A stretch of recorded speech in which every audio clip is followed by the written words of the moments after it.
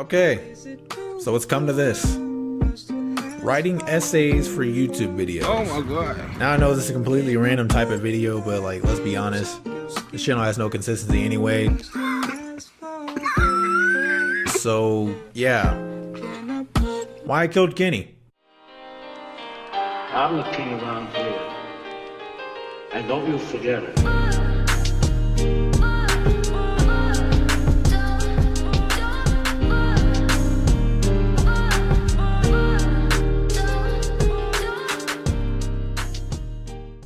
So me and my niggas have recently been on a Telltale's The Walking Dead wave, for lack of better words.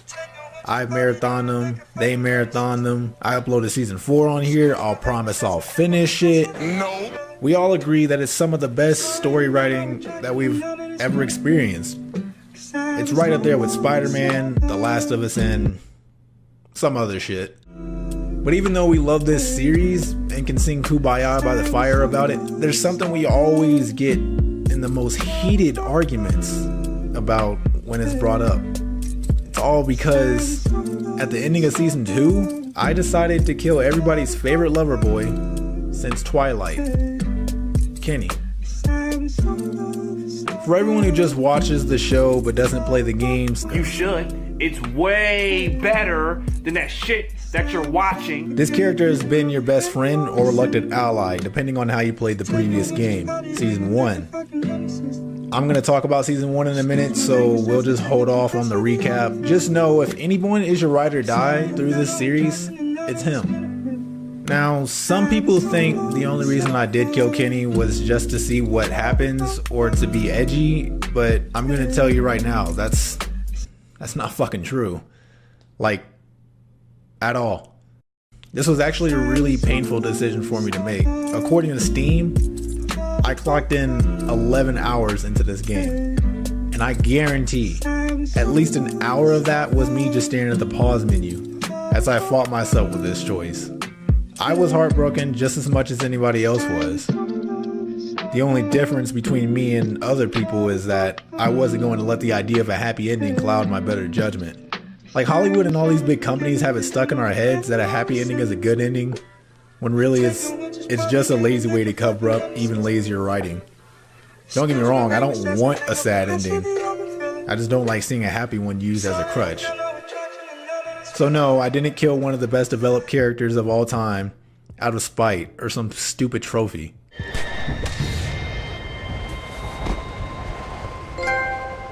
We all know Kenny wasn't exactly a sane guy. I mean, who can blame him? He's in a fucking zombie apocalypse. All the shit he's been through, hell, I go insane myself. Now, I'm not a psych major or anything, but when we look back, there are a lot of red flags to show that Kenny will become a sociopath. Are sociopaths part of psychological studies? I don't know. I told you we were going to talk about season 1, so here we go. During episode 1, we meet the man, the myth, the legend himself, Kenny. He seems like an okay guy. He's devoted to his family, he's concerned for others, he plans ahead, he gained Clementine's approval, so therefore he has ours. The first red flag appears when Sean and Duck, his kid, are stuck at arm's reach away from walkers. Kenny runs up and naturally saves his son. I'm not blaming him here. Where I do blame him is when after his son was rendered safe, he looks at Sean's situation in fear and runs away. Now you could say he's just taking care of his boy, but Duck is perfectly fine to this point. I mean, Duck's retarded, don't get me wrong, but he isn't dumb enough to get caught again. Yes, you could argue that he was just putting his family first, but that's part of his pattern, his cover-up for most of the things he'll do in the coming episodes. He'll argue it was for everyone's survival, when in reality, it was just fear that caused him to do things. Like in episode 2, when he killed a man because he might have turned into a zombie. Now I'm not going to lie and say I didn't help Kenny do that, but that was my 5th playthrough. I knew staying on his good side would be better for the long run. Still, killing someone out of fear and survival is the difference between murder and, well, survival. The point here is, Kenny is a coward. He talks a big game behind closed doors, but when it comes time to get dirty, he ain't about it. Why do you think Lee has to make all the hard decisions? This isn't exactly a full red flag for his turn though. but it's definitely a step into the bad direction. A slippery slope, if you will. If I let this shit slide, we got what they call a slippery slope. You know what a slippery slope is, nigga? No, I don't know what it's. Anyone? Do it got anything to do with skin? Things really start to heat up during episode 3, when another group raids our hero's camp. During the raid, Duck gets bit. Now, Kenny immediately denies his son will die. He'll be fine, it's a scratch. He's not like the others. These are his words when you confront him about the situation. As again, I don't blame him. It has to be hard to admit that you will eventually have to say goodbye to someone you swore to protect. A feeling so radiant, even Lee felt it in his nightmare of Clementine. By the way, I just want to say this is why these games are so fucking good. The addition of the scene is perfect. It shows the psychological effects that something like a simple bite could have on other people. That shit is fucking powerful, and it's what separates this from this. Even so, this inability to face a situation that he has no escape from, it isn't healthy. We finally get him to come to terms with the facts, and he's ready to end his son's life out of mercy. He and his wife take their boy into the woods, and then we hear a gunshot, followed immediately by Kenny's voice screaming, "No." We run in to find Kenny kneeling over his now dead wife, who shot herself. Kenny doesn't really have much to fight for at this point, and after this, we start to see him spiral down into a state of depression. Skip to episode 4, and now we're in the city of Savannah. The first conversation we have with Kenny is about a boat, which was Kenny's plan from the start. When asked if there will be boats at the river, with sunken eyes, he responds, "There'll be boats." There has to be. Now, most would see this as him trying to hold on to hope, but I see more than that. I see it as Kenny trying to get a win. It's what insecure people do. Same reason why they buy ridiculous crap. They need things to go their way so that they can feel in control of their life again. To feel worthy. Or maybe just to get attention, I don't know. Whatever the reason, taking a loss while you're in a state of depression hits harder than you could imagine. No matter how small the loss is. So the entire episode, Kenny's biggest objective is the boat. Less for survival and more for his feeling of control. We're going to skip the part where he finds a walker that looks like Duck, because whether you tell him to kill it or not doesn't help his mental health at all. I mean, it should, but this is a video game. When we finally get to the river, we see that there are no working boats. As I said, taking a loss while depressed cuts deep. And when we get back to the house the group's hiding in, we find Kenny drunk. This is him trying to escape reality, to get away from a situation he has no control over. It's only when a boat is luckily found in his shed that we see Kenny's motivation start to flicker on again. Throughout episode 4, there is also the Ben situation. The reason the camp was raided in the last episode was because the raiders didn't get the last set of supplies that Ben was slipping to them. Now, this argument is very subjective, so I'll avoid it. Ben was in the wrong, but his only option in this situation was to inform the group about the raiders and their deal. Let's just think for a second. If he had done that, only two things would have happened. One, the group continued to feed the raiders supplies, Rick and Negan style. Or two, they try to fight the raiders, and the camp gets fucked up anyway. Either way, when Kenny found out about this, he was furious and blamed Kenny for the death of his family. He wanted Ben to be at fault so he didn't have to feel guilty anymore. You little pissant! You're fucking dead! You hear me? Dead! My wife and child! You gotta both fucking kill! And it's not really fair. Yes, Ben messed up, but not that bad. And Ben had a whole insecure episode of his own we could talk about, but yeah, fuck Ben. Now I would talk about the ending of Kenny's arc in episode 5, but due to the nature of the game, not everybody saw the same ending. And the only ending that everyone cares about anyway, which by the way was poetic as fuck, where Kenny decides to forgive Ben and sacrifice his life for his. Not because he had given up on life, because 10 seconds ago he did say, "You stick it out as long as you can. You do whatever you have to." but because of the fact he realized he had finally found something he was willing to fight for. Incredible. But the fact that he was in season 2 just threw that all the way out the window. So yeah, season 2. Now I'm going to try to gloss through season 2 because I'm on the 3rd page of this essay, and it's kind of getting a little ridiculous. Now, I found out through all this research, the main question of season 2 was who will take care of Clementine now that Leah's dead. And I know this, even though as much as I chose the dialogue option of "You're strong, Clem. You can do anything," it became noticeable really quick that she couldn't. I personally wanted Luke to fill that role, but you know, shit happens. Come on now, dawg. Come on, man. Y'all killing me with this. When most people saw Kenny, they wanted him to be that guy. I can understand that logic. I mean, who better to fill the shoes of Lee than his best friend? But Kenny did not get better over the span of the last 2 years.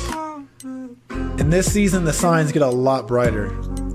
Let's take a stroll down the list. Why the fuck? When we're catching up with him, he says he spent a long time alone.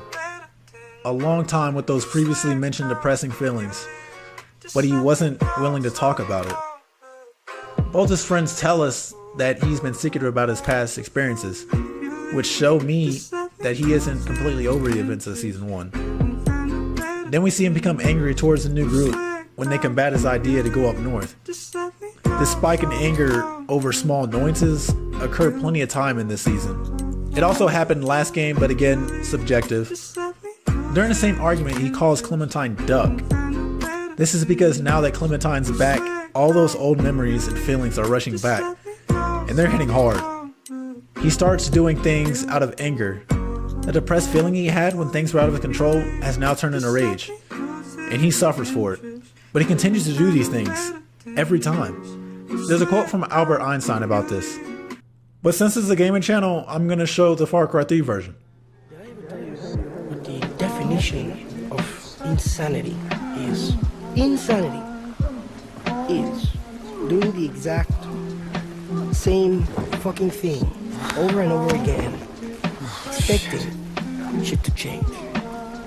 That is crazy. In the end, this behavior got him hurt. I mean, he got his ass busted.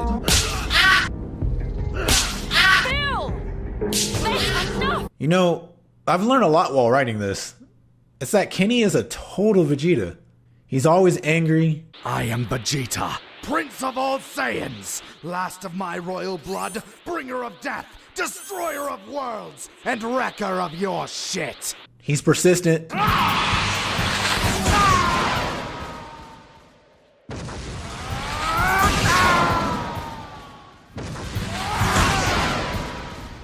He's quite persistent. You have no idea.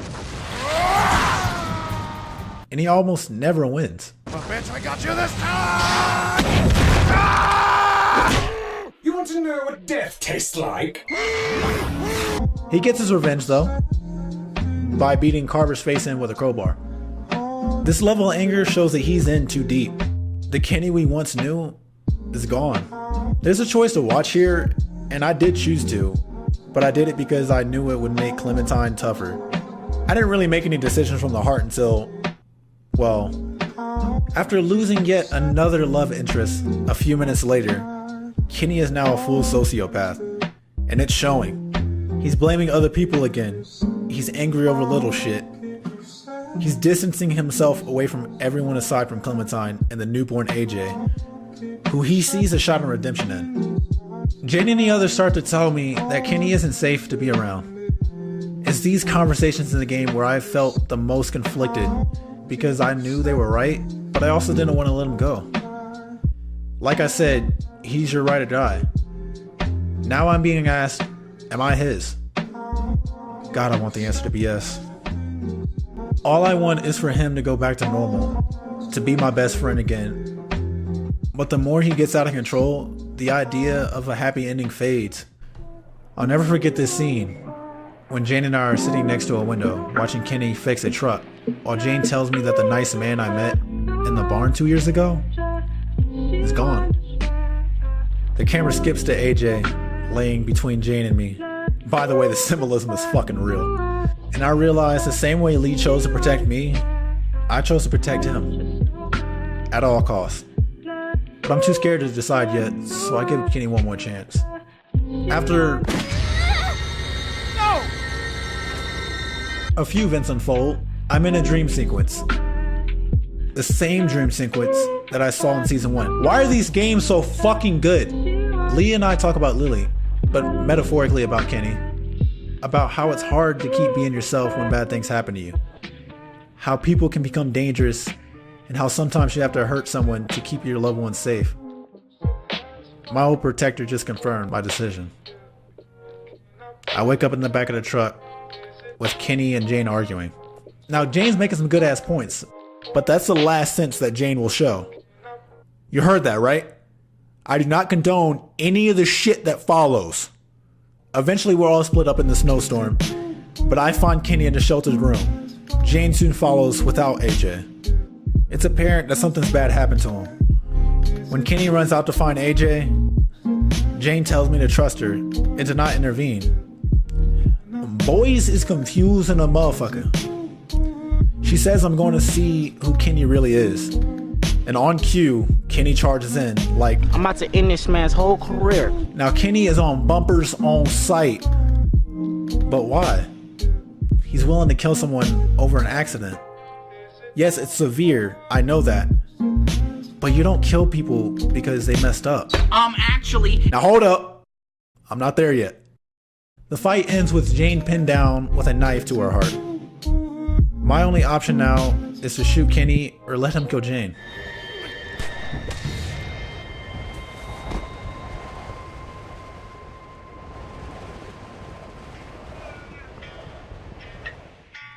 I walk over with tears in my eyes and kneel next to my dying friend. He tells me I made the right choice, and it's what he wanted.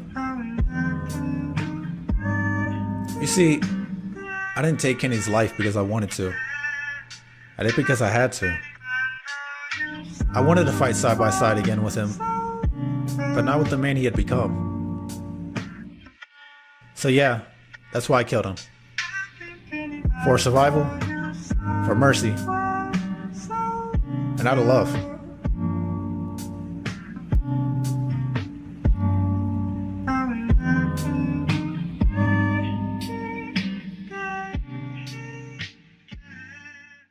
But the video can't be over yet though, because there's another argument I have to settle, and that's about Jane. Shortly after Kenny passed, we hear AJ crying in the distance. Turns out Jane left him in a car and faked the whole situation to see Kenny's reaction. People are mad at me because I chose to leave with Jane in my ending, but if I'm gonna be honest, that was a mistake. What? When I got to confront her about her bullshit, I was cussing her out, but I was still so shocked I wasn't paying too much attention to my dialogue options. So when Jane and I started walking away together, I was like, you know what, fuck it, this is my life now. Besides, Clementine is still better off in a group anyway. And then some people say that Jane only cares about herself and won't be there for you in the nitty gritty. I just literally said the fucking nitty gritty. And I agree, but I'm just not too worried about that. There's a selfish wanderer type in every season of The Walking Dead. Hell, Clementine was even that person during season 3. But to me, that point is irrelevant. It makes them look like a child who can't win an argument when they keep changing their subject. For example, This nigga trying to cook a motherfucking damn ham a fucking sandwich. This pussy ass nigga burned a fucking sandwich. Why the fuck you ain't eat it cold? Bro, what are you talking about, man? mind you, these kids were arguing about a bike. Wow, I really just typed 4 pages for a YouTube video. And about a video game at that. But it kind of feels like an achievement in a weird way. I got this idea for a video from the Act Man, a few other YouTubers I watch. I just really wanted to talk about this topic, so I just said, fuck it, why not? But anyway, thank you guys for watching. Please like and subscribe, and I'm out.